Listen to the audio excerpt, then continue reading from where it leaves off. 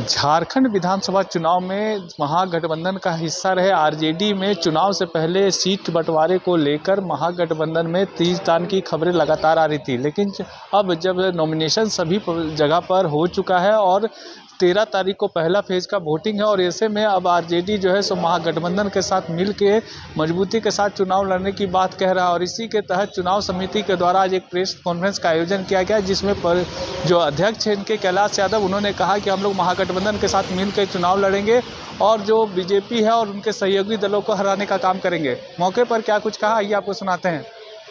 आज press conference किए थे, मुख्य एजेंडा क्या है? चुनाव अभियान समिति का सभी हमारे सम्मानित सदस्यों के साथ बैठक था और चुनाव अभियान समिति समीक्षा बैठक करते रहता है, रूटीन बैठक था। पार्टी का जो कार्यक्रम है, हमारे नेता सब स्टार नेता झारखंड में आ रहे हैं, तो उनका कार्यक्रम को प्रत्याशी तक पहुंचाना, उनका प्रोग्राम को बताना, ये सब विषय पर था। क्योंकि चुनाव अभियान समिति के आप अध्यक्ष है, तो क्या लगता है जिन जिन क्षेत्रों में आपने प्रत्याशी उतारा वो, और दूसरा जो जहां सहयोगी दल को आपको मदद करना है, तो क्या कार्यकर्ताओं को मोटिवेशन आप लोग कर पा रहे हैं? क्या लगता है अभी चूँकि पहला तौर पर चुनाव बहुत दूर नहीं है, तो उसमें कैसे देख रहे जनता? बिल्कुल उसी संदर्भ में आज बैठक था। हम लोग हमारे जो राजद के प्रत्याशी हैं, हमारे प्रत्याशियों के लिए बिहार से झारखंड के हमारे जो संगठन के लोग हैं, पार्टी के लोग हैं, जो बिहार से लोग हैं, सब लोग जो है कि दिन रात लगे हुए हैं। अब बहुत बड़ा टोली काम करा, हर विधानसभा में करीब 30-35 जो है एमएलए, एमएलसी, सांसद, पूर्व मंत्री, संगठन के पदाधिकारी एक कोऑर्डिनेशन टीम के साथ काम कर रही है, संयुक्त काम कर रही है। दूसरा है कि सभी प्रत्याशियों के साथ, जहाँ हमारे महागठबंधन के साथी हैं, तो महागठबंधन के साथी के साथ में भी हम लोग का अच्छा तालमेल है और हम लोग मजबूती से काम कर रहे हैं, उनको समर्थन दे रहे हैं। जहाँ हमारी आवश्यकता है हम उनके साथ में हैं और राष्ट्रीय जनता दल के लोग भी अपने माध्यम से, अपने व्यवस्था से, अपने साधन से, कांग्रेस के कैंडिडेट हो, जेवीएम कैंडिडेट हो, हम लोग अपने झंडा बैनर के साथ में उनको समर्थन मांग रहे हैं जनता से कि भाई गठबंधन के लोगों को वोट दीजिए, अपील कर रहे हैं। जिस तरह से चुनाव के सीटों को बंटवारे को लेकर आरजेडी और बाकी दलों में थोड़ा सा नाराजगी सामने आया था, क्या लगता है कि अब वो क्लियर हो गया, सब कुछ सामान्य हो गया? नाराजगी शब्द ठीक नहीं है। शुरुआती दौर में ऐसा एक टेम्परामेंट मीडिया के माध्यम से बना था, लेकिन गठबंधन जब बना तो तालमेल सही बना है और आपस में बातचीत करके ही सब कुछ होता है। तो गठबंधन के तहत जो हमको सीटें मिला था उस पर हम चुनाव लड़ रहे थे और अभी भी लड़ रहे हैं। और रहा सवाल कि नाराज़गी की बात है, तो आजकल माँ बाप अपना बेटा बेटी का भी शादी करता है ना, तो पूछेंगे अगर बेटा बेटी से कि बहू पसंद है, लड़का पसंद है, तो बोलेंगे उसका नाक थोड़ा टेढ़ा हुआ है तो पैर में थोड़ा चला के देख लीजिए, तो उंगली का नाखून देख लीजिए, ये सब चीज़ आते रहता है। तो गठबंधन के दौर में ये सब आम बात है।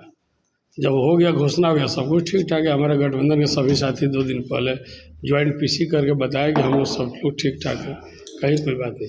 खुशी की बात है कि हमारा एक और साथी माले इसमें जुटा है।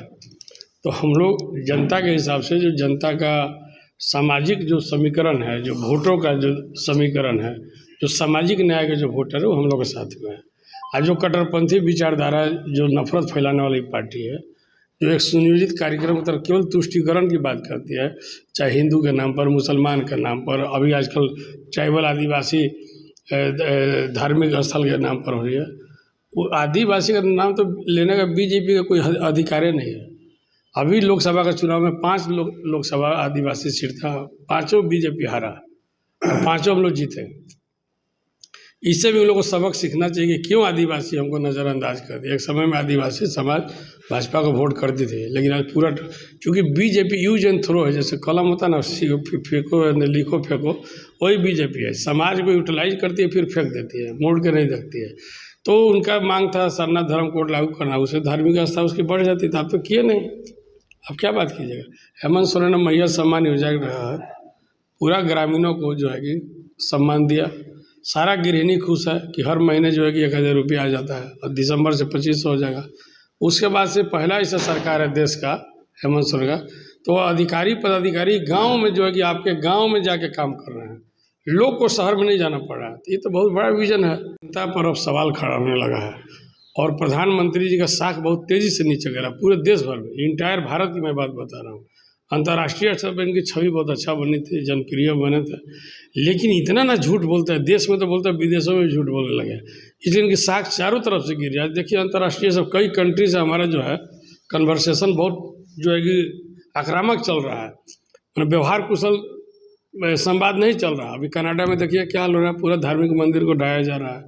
बांग्लादेश में देखिए अभी क्या हुआ, श्रीलंका क्या स्थिति है। तो बहुत सारी ऐसे बात है, लेकिन झारखंड का चुनाव तो झारखंड पर ही फोकस करना चाहते हैं। आज प्रधानमंत्री जी गढ़वा पर आए थे, गढ़वा में क्या बोले, सूखाग्रस्त पलामू है। तो सूखाग्रस्त का जिम्मेवार कौन है?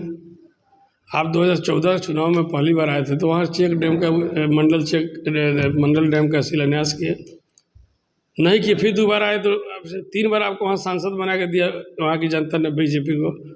BD राम IPS रहे हैं, पढ़े लिखे बुद्धिजीवी व्यक्ति है, इतना बड़ा झूठ बोलते और इतने बड़े बड़े लोग मंच पर रहते हैं, कैसे सुन के बर्दाश्त है? जनता को कैसे लोग बेवकूफ़ बनाते हैं? 2 बार शिलान्यास करने के बाद भी मंडल डैम का काम शुरुआत नहीं। वहाँ जपला सीमेंट का कल कारखाना था, उस सीमेंट कारखाना को इन्होंने बोला था कि हम बना के दुनिया का सबसे बड़ा सीमेंट कारखाना बनाएंगे। जपला सीमेंट एक ज़माने में उसकी नाम था, और आज स्थिति क्या हुआ कि पूरा स्क्रैप बिक गया, लोहा का एक एक नट बोल्ट तक बिक गया, अभी स्क्रैप सीमेंट का नाम तक नहीं रहा। ये पार्टी केवल झूठ बोलती है, बड़का झूठा पार्टी है, नफरत फैलाने वाला पार्टी है। इसलिए हमारे नेता लालू जी कहते तो हम लोग भी कहते कि भारत जलाओ पार्टी है। तो इस पार्टी का कोई औचित्य नहीं है, और इस पार्टी का चाल चरित चेहरा रहा नहीं, वाजपेयी जी आडवाणी जी की पार्टी रही नहीं। तो ये पार्टी कॉरपोरेट पार्टी है, पूंजीपतियों के हाथ में खेलने वाली पार्टी, उसके इशारा पर चलने वाली पार्टी है। आपका खेती लगा, आपका ज़मीन लगा, आपके यहाँ के फसल उगाएगा, बेचेगा, बांग्लादेश में बेचेगा, श्रीलंका में बेचेगा, जो है कि दूसरे देशों में। इसलिए ये पार्टी जो है कि जन विरोधी है, जनहित में कोई काम नहीं करती है। छठ महापर्व इस चुनाव के बीच में आ रहा है, कहीं आपको लगता है कि चुनाव प्रचार करने में कहीं परेशानी हो रही है? क्योंकि आपका जो बेस है झारखंड बिहार में, वो वोटर ज़्यादातर छठ महापर्व मनाते हैं। निश्चित तौर पर परेशानी का सामना इसमें करना पड़ेगा, इससे इनकार नहीं किया जा सकता है।